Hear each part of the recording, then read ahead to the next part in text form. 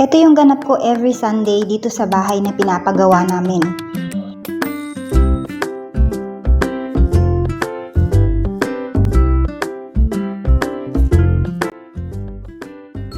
Ito kasi yung time na wala yung mga workers, kaya inaayos at nililigpit ko yung mga gamit nila. So the next day, tuwang-tuwa yan sila kasi nakikita nila na ang ayos ng mga gamit nila.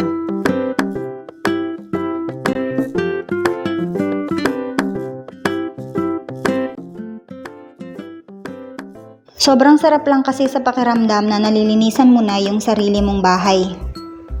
Kaya kahit doble na yung pagod ko kasi dala-dalawa na yung bahay na nililinisan ko, sulit naman, di ba?